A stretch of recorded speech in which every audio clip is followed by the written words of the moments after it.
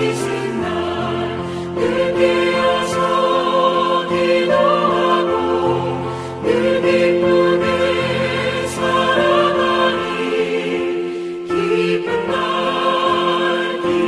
날 주 나의 죄 다 씻은 날.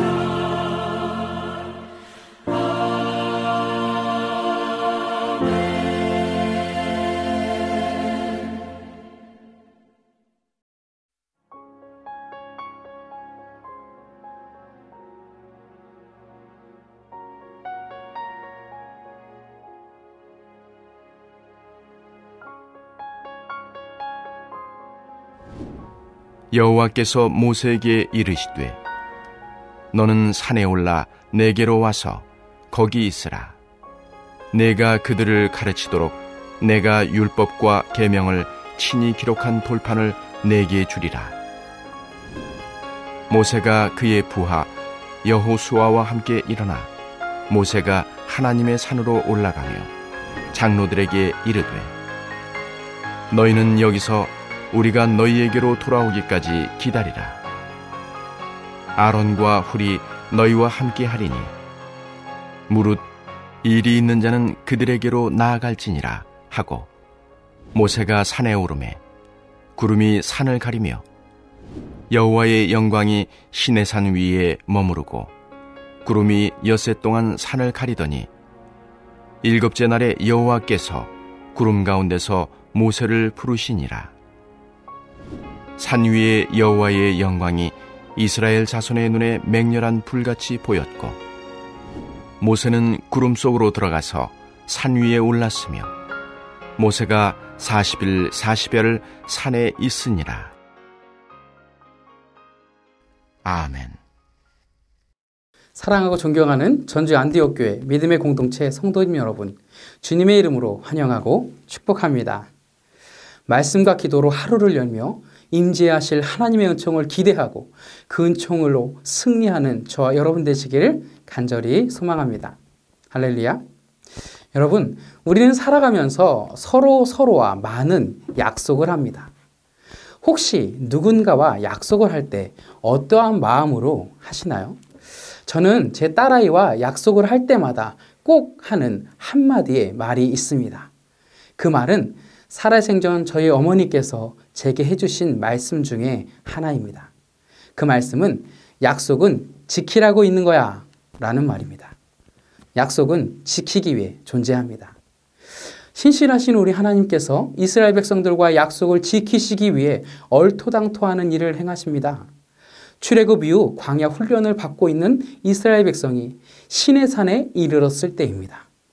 하늘 보좌에서 친히 내려오셔서 우주의 먼지 같은 인생들 이스라엘 백성들에게 너희와 동등한 입장으로 언약을 세우자 하시며 먼저 찾아오신 것입니다. 전쟁에서 몇 번 패하면 역사 속에서 사라져 버릴지도 모르는 소수민족인 이스라엘과 새 언약의 갱신으로 피언약을 세우십니다. 이전에 창조주시며 역사의 주관자이신 하나님께서 이스라엘 백성에게 약속하셨습니다. 출애굽기 19장 5절과 6절 가운데 말씀의 언약을 지키면 받는 복을 내리셨습니다. 하나님의 백성이 되고 장차 제사장의 나라가 되며 거룩한 백성이 될 것이라는 그 말씀입니다. 오늘 새 언약의 갱신, 이 말씀을 들은 이스라엘 백성들은 얼마나 감사하고 설레었을까요? 이스라엘 백성들은 이 말씀 언약의 내용을 준행하리라 담대히 결단합니다. 오늘 하나님께서 그 계약이 끝난 다음에 모세를 다시 부르시는 장면입니다.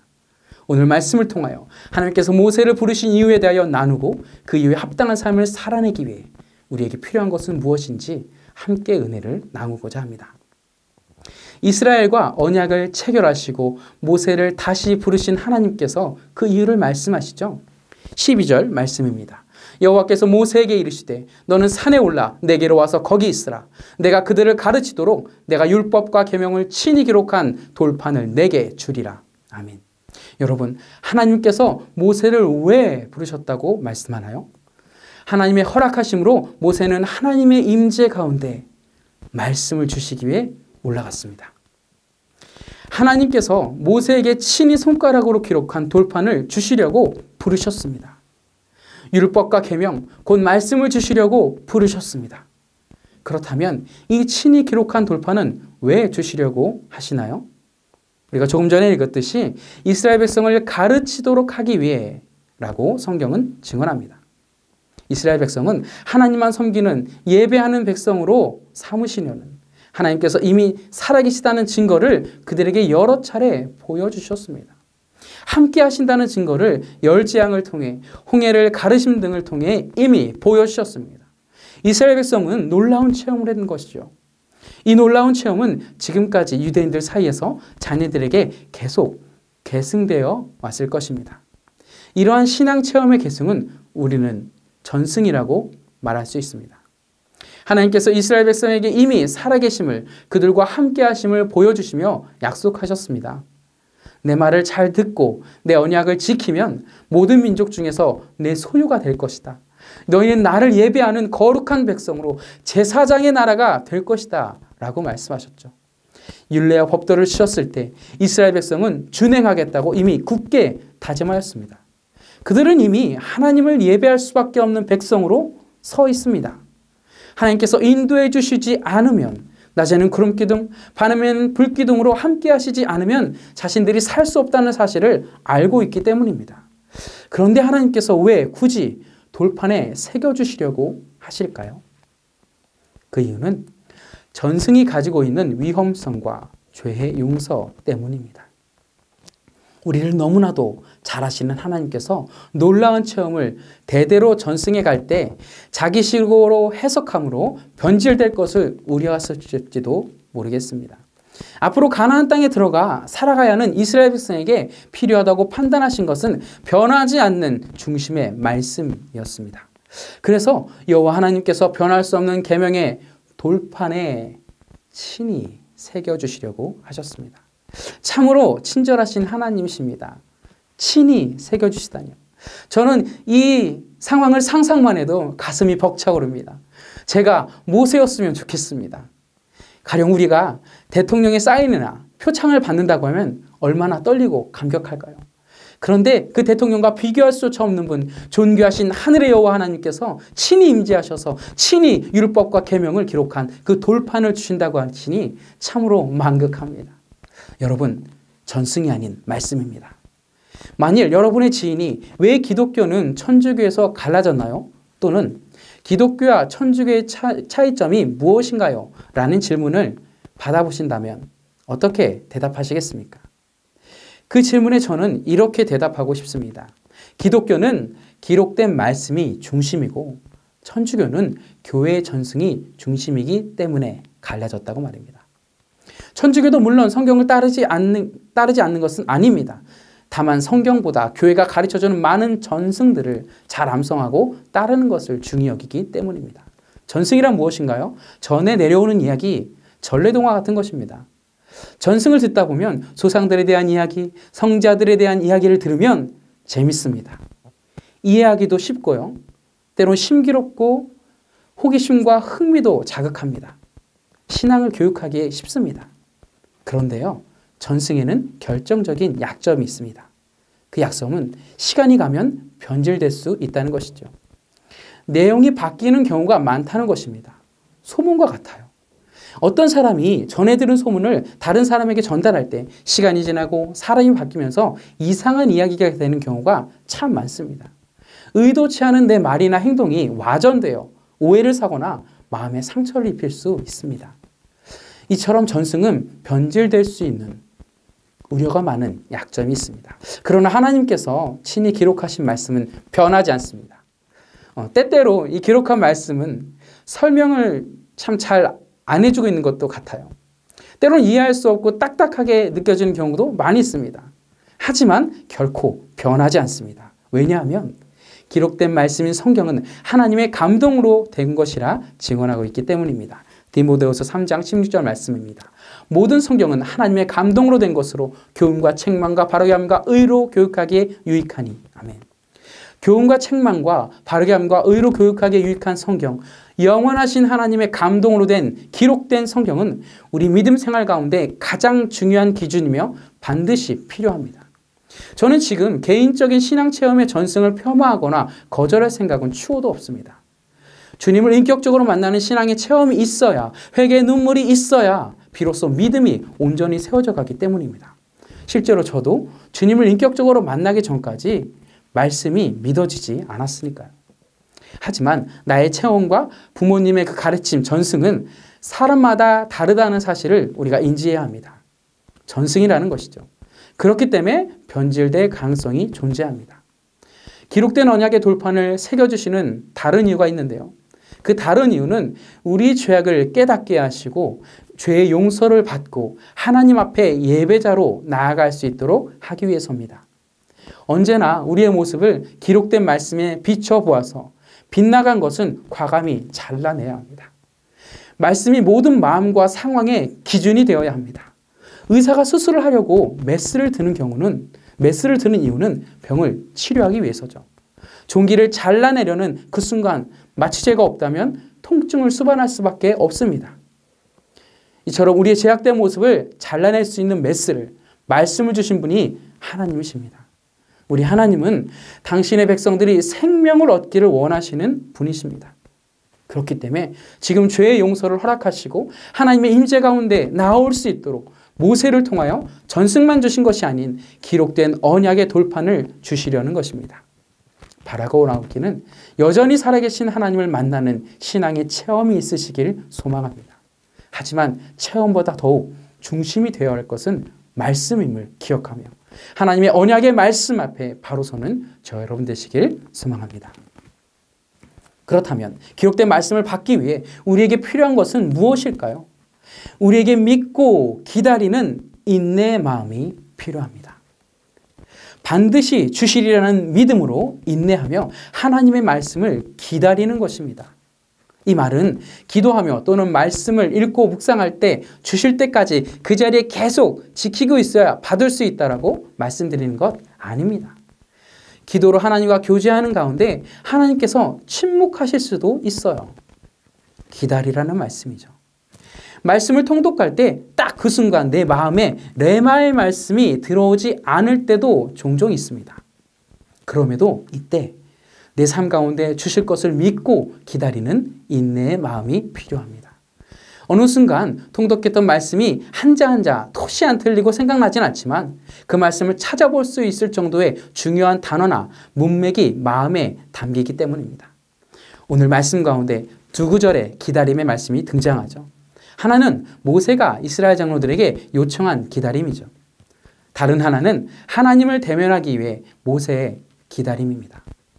이제 모세는 돌판을 받으러 구름 속으로 하나님의 임재 안으로 들어갑니다.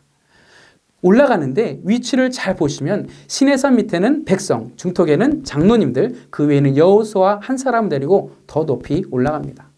그 와중에 모세는 장로들에게 14절 말씀처럼 이야기하고 있죠. 기다리라고요. 그러나 언제 돌아온다고 말하지는 않습니다. 왜냐하면 모세도 하나님께서 만나주셔야 대면할 수 있기 때문입니다. 이제 여호수아만 남기고 자신만 꼭대기로 올라갑니다. 16절 말씀입니다. 여호와의 영광이 시내산 위에 머무르고 구름이 엿새 동안 신을 가리더니 일곱째 날에 여호와께서 구름 가운데서 모세를 부르시니라. 아멘. 모세가 얼마나 기다렸나요? 6일 동안 기다렸습니다. 하나님을 만날 준비를 하는 시간입니다. 하나님께서는 기다리게 하시고 말씀하십니다.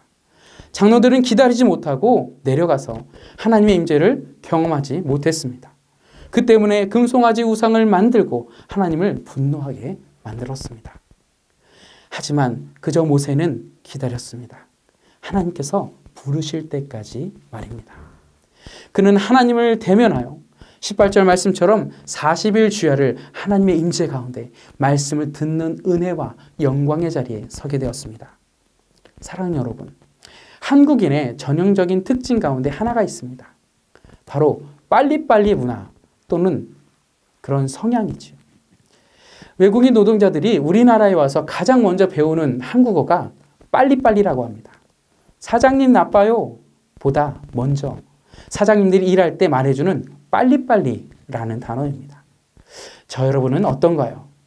말씀을 받기 위해 예배 가운데 나오시나요? 행여나 내 종교심을 채우기 위해 예배에 참여하고 있지는 않으신가요? 말씀을 받기 위해 하나님의 임재 가운데 나아가지만 내게 레마의 말씀을 주시지 않아서 실망하고 삶의 자리에 돌아가고 있지는 않으신가요?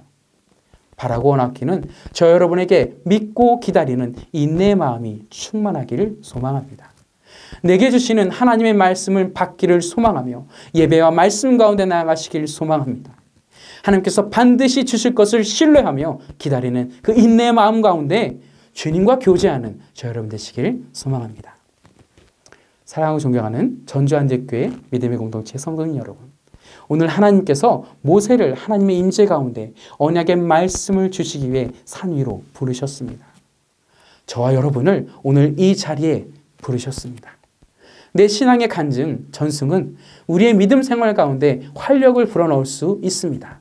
하지만 수많은 간증 가운데 더욱 힘써 말씀을 붙들고 주님을 만나는 간증의 주인공으로 삼으시기를 예수님의 이름으로 소망합니다. 그리고 무엇보다도 이스라엘 백성이 하나님을 온전히 예배하는 백성이 되기 위하여 죄의 용서가, 눈물의 회개가 반드시 필요했기 때문에 친히 말씀을 새겨주셨습니다. 말씀을 받기 위해, 그리고 전승의 위험성을 깨달아 알고 회개의 자리 가운데 나아가기 위해 우리에게 필요한 것이 있습니다. 그것은 바로 기록된 언약의 말씀을 받기 위해 믿고 기다리는 인내의 마음입니다.